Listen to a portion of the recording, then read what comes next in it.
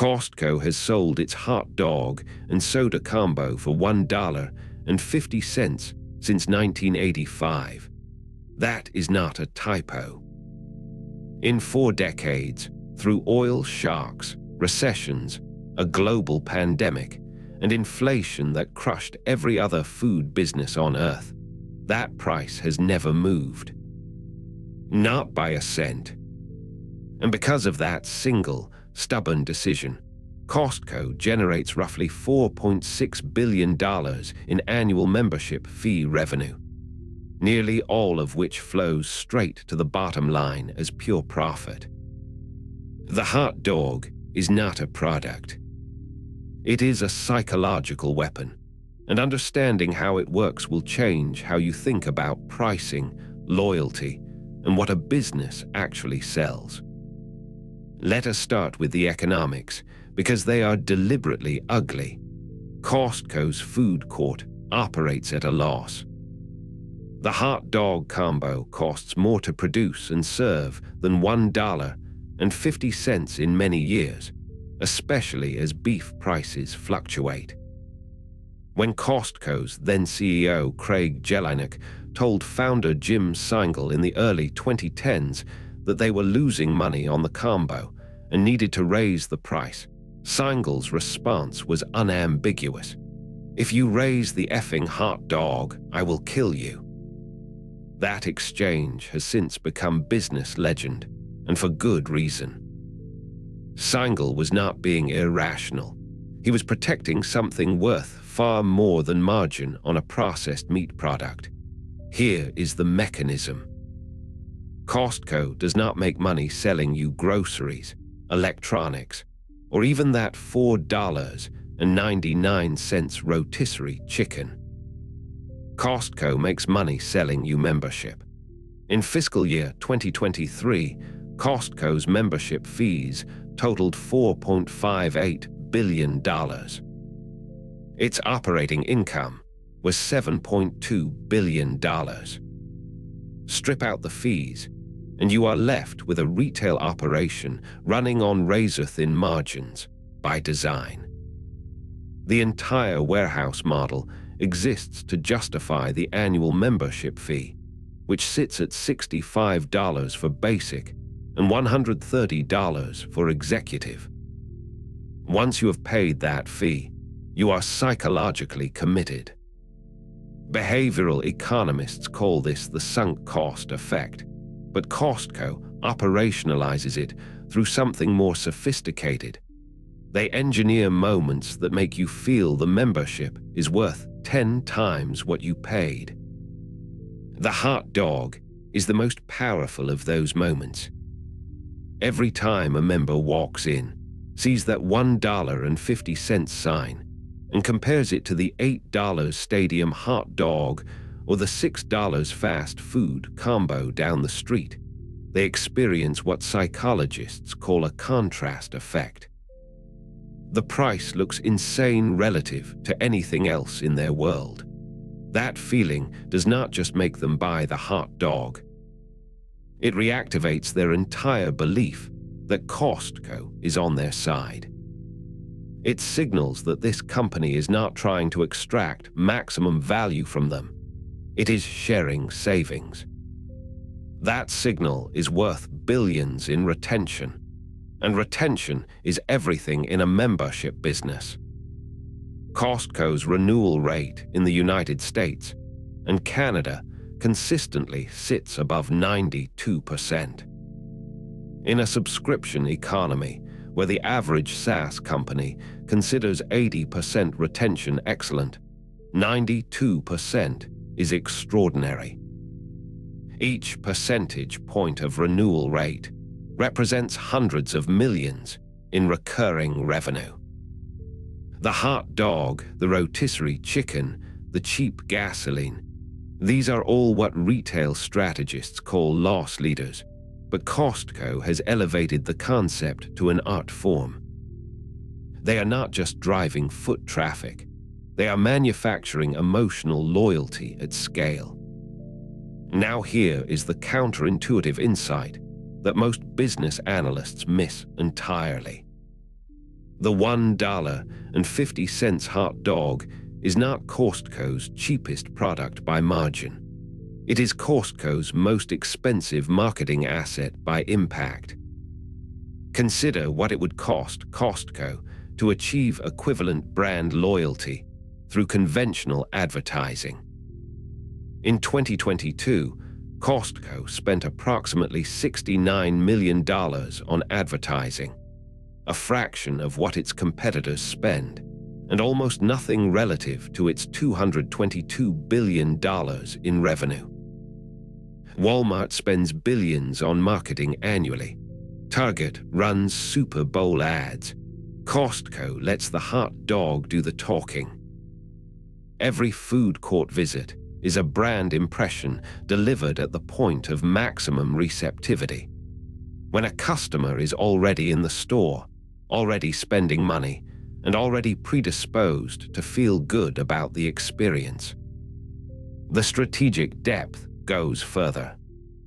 Costco introduced the hot dog combo in 1985 when it was still called Price Club, and it was already a calculated move. The food court was designed to extend dwell time in the warehouse. Longer dwell time correlates directly with higher basket size. Hungry shoppers are distracted shoppers. A fed customer with a Coke in hand is a relaxed, browsing customer. Research in retail behavior consistently shows that customers who eat or drink while shopping spend more time in the store and add more unplanned items to their carts. Costco understood this before behavioral economics had a name. But pay attention to what happens next in this story, because this is where the strategy reveals its full architecture. Around the 75% mark of Costco's growth story is a pivot that almost nobody outside the industry noticed. And it explains why the hot dog price will never change even as Costco faces new competitive pressures from Amazon, from warehouse club competitors, and from inflation eating into its supplier relationships. We will get to that in a moment. First, understand the supply chain decision that made the $1.50 price permanently defensible. In 2008, Costco quietly opened its own hot dog manufacturing plant in Los Angeles. They did not announce it as a strategic masterstroke. They framed it as a supply chain efficiency. But what they actually did was remove the single largest variable cost from the equation. By producing their own hot dogs under the Kirkland Signature brand, they eliminated supplier margin, gave themselves direct control over quality and volume, and insulated the $1.50 price point from commodity market swings.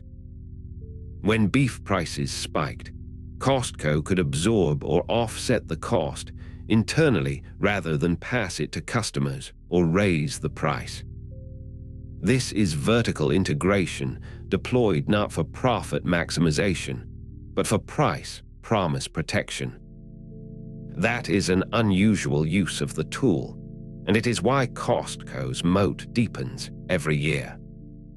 The Kirkland Signature brand itself is the second chapter of this story.